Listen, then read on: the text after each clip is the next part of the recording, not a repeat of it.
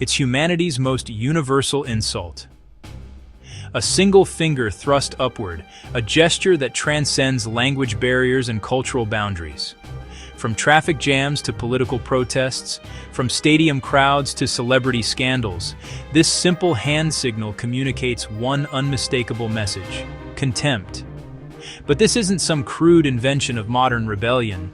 The middle finger is ancient, older than most of the cities we live in, older than any language currently spoken on Earth. It has survived empires, outlasted religions, and traveled across continents and centuries, carrying the same defiant message it bore over 2,000 years ago. The story of how this gesture became the world's most recognizable obscenity takes us to the dusty theaters of ancient Athens, the violent streets of imperial Rome, through a mysterious disappearance in the Middle Ages, and into an unexpected revival that would make it more powerful than ever before. And along the way, we'll uncover why this particular finger, why this specific configuration of the human hand, became humanity's longest-running insult. This is the story of a gesture that philosophers condemned, emperors weaponized, prisoners used to resist their captors, and billions of people continue to deploy whenever words simply aren't enough. Our story begins in Athens around 419 BCE, in a comedy theater where audiences gathered for entertainment that would make modern audiences blush.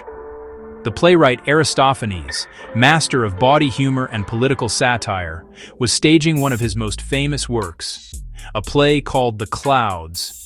In this comedy, a character representing the philosopher Socrates attempts to teach a dim-witted student named Strepsiades about poetry and rhythm.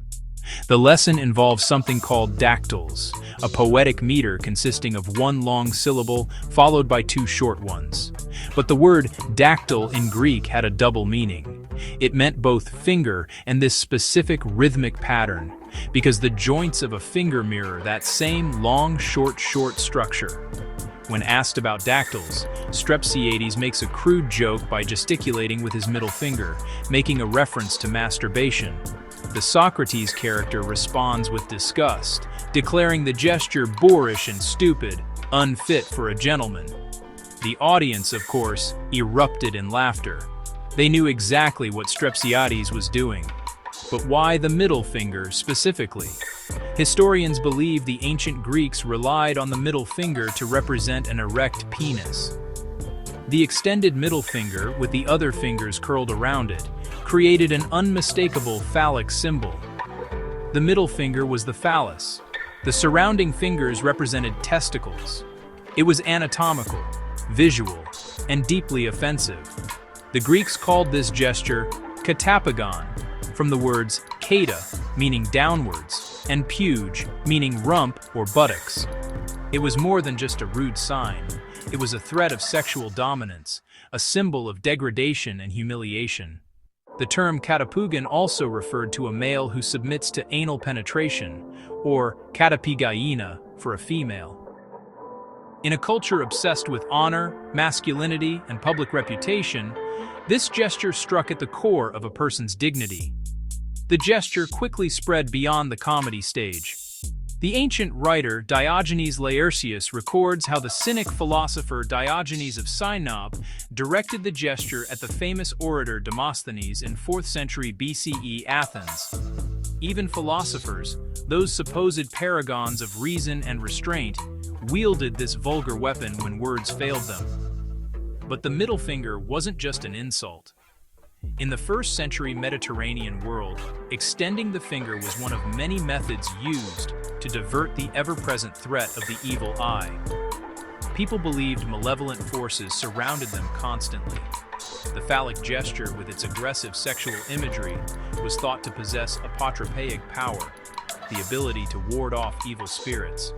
The same gesture that degraded humans could protect them from supernatural harm.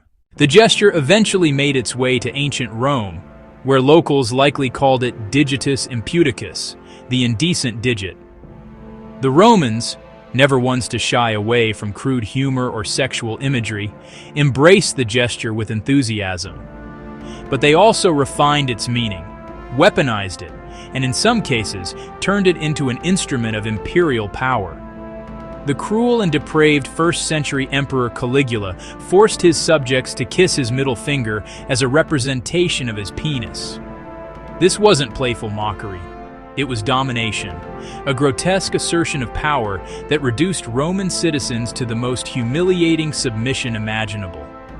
The gesture that once defended against evil had become a tool of evil itself.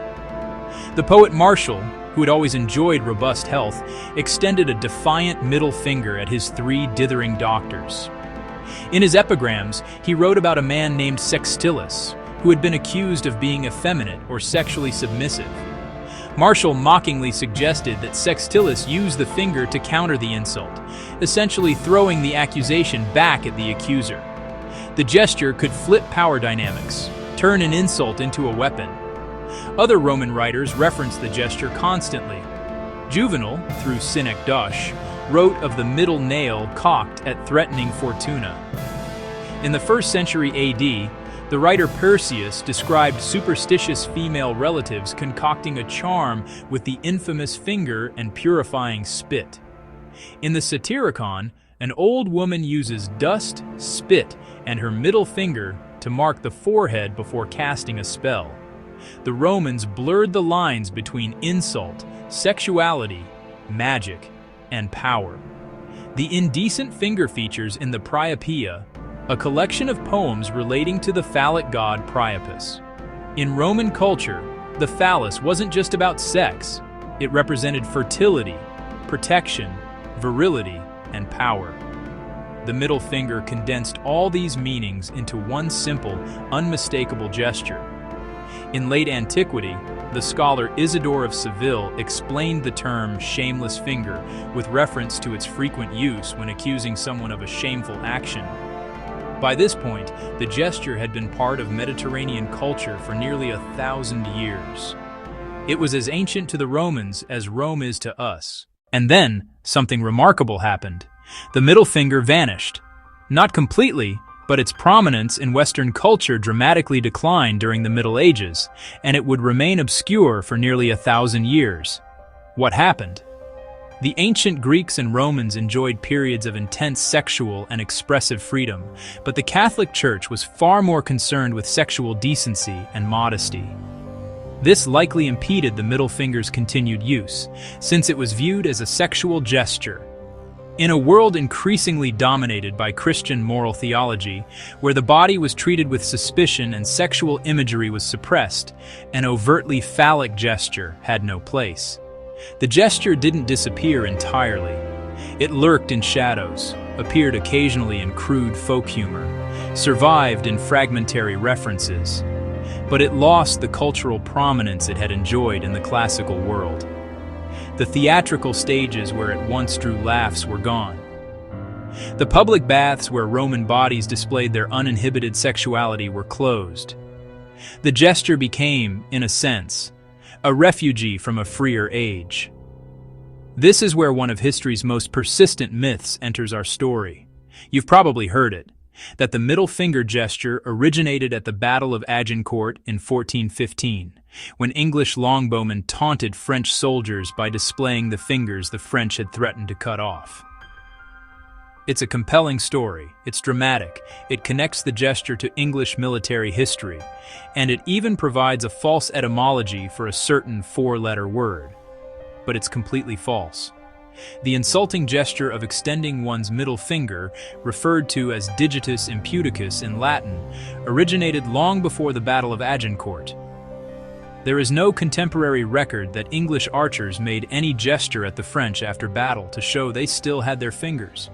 No chronicler who observed the battle, no herald who recorded its details, no document from the period mentions anything about severed fingers or defiant gestures. Archers use multiple fingers to draw a bowstring, not just the middle finger. The logistics make no sense. The etymology doesn't work. The entire story is a modern fabrication, probably emerging in the 20th century as colorful folklore. But the myth persists because people love origin stories, especially ones involving medieval warfare and linguistic cleverness. So how did the middle finger return to prominence? Anthropologists believe the gesture made its way to the United States with Italian immigrants in the late 19th century. Italians, cultural descendants of the Romans, had maintained the gesture through the centuries. When millions emigrated to America in the late 1800s and early 1900s, they brought Mediterranean culture with them, including this ancient insult. Linguist Jesse Scheidlower traces the gesture's development in the United States to the 1890s. At first, it remained largely within Italian-American communities. But as these communities integrated, as their children attended American schools, and their culture blended with the American mainstream, the gesture spread. By the mid-20th century, it was becoming recognized across American society. The finger didn't become the bird until the 1960s. This was the era of Vietnam War protests, civil rights marches, and widespread challenges to authority. The middle finger found its perfect historical moment. It was defiant, it was irreverent, it required no words, and it communicated pure contempt for power structures that young Americans were rejecting. And then came one of the most extraordinary uses of the gesture in modern history: the USS Pueblo incident. On January 23, 1968, the USS Pueblo, a Navy intelligence vessel, was captured by North Korean patrol boats. The 83-man crew was imprisoned in North Korea and used in propaganda photos and films.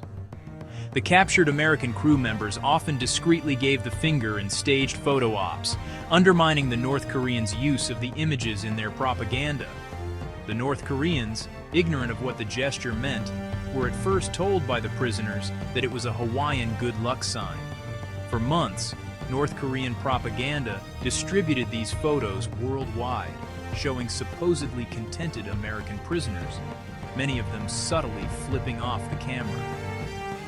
In early December 1968, the North Koreans learned its true meaning from a Time magazine article that included a photo of the men with middle fingers extended, noting they were furtively getting off the U.S. hand signal of obscene derisiveness and contempt.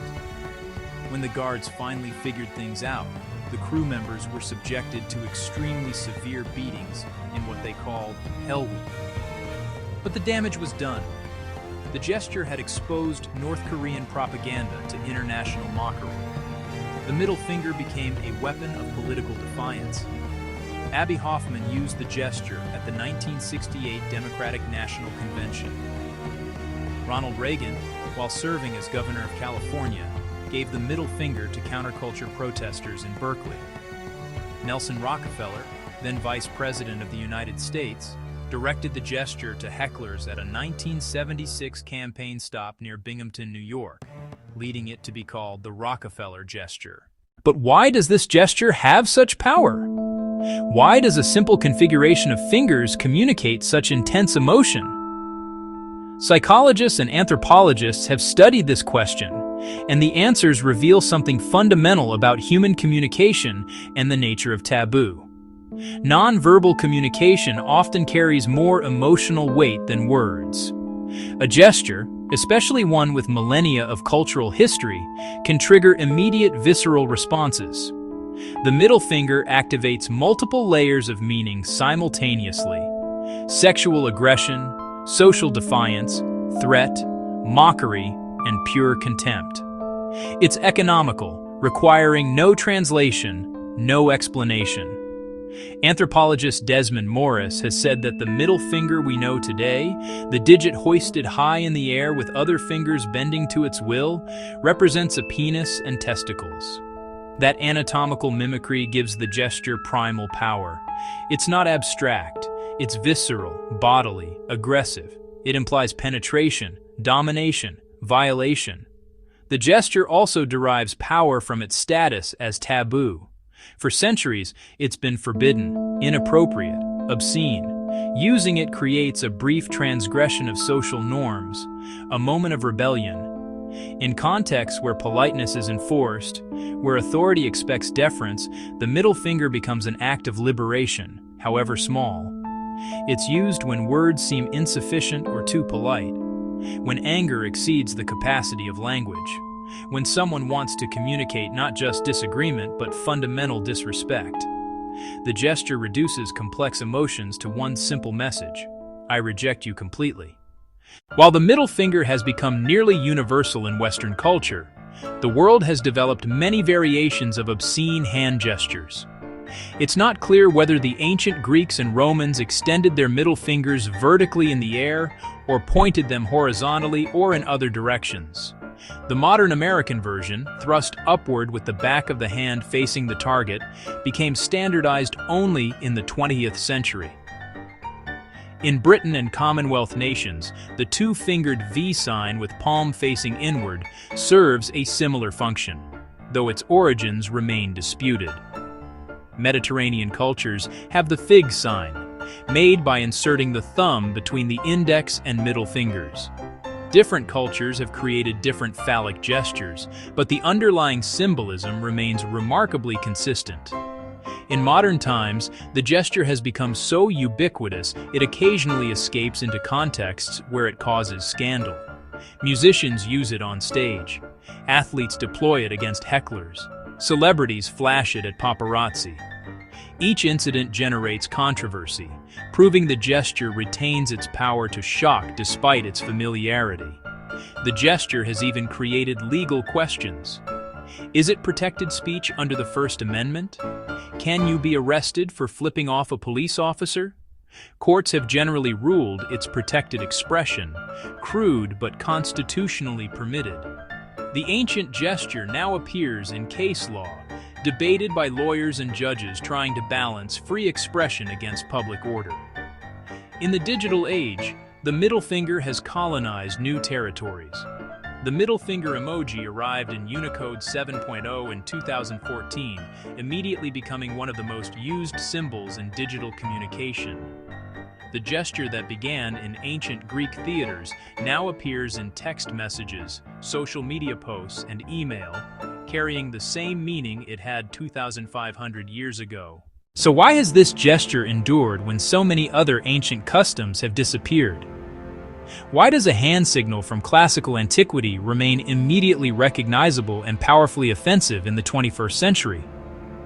The middle finger is one of the most ancient insult gestures known, and its longevity stems from its perfect simplicity. It requires no explanation, no cultural context beyond the human body itself. The phallic symbolism is universal enough to transcend linguistic and cultural barriers. A raised middle finger in Athens, Rome, New York, Tokyo, or Lagos communicates essentially the same message. The gesture also serves a fundamental human need, the ability to reject authority, to express contempt, to assert individual defiance against forces that demand submission. Every society has power structures.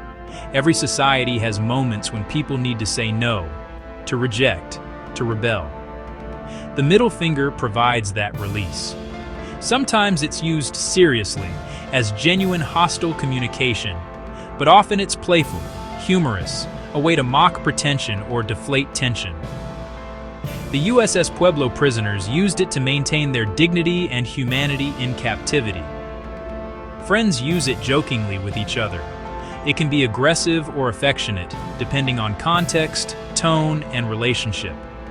What's remarkable is that we can trace this gesture through nearly continuous documentation.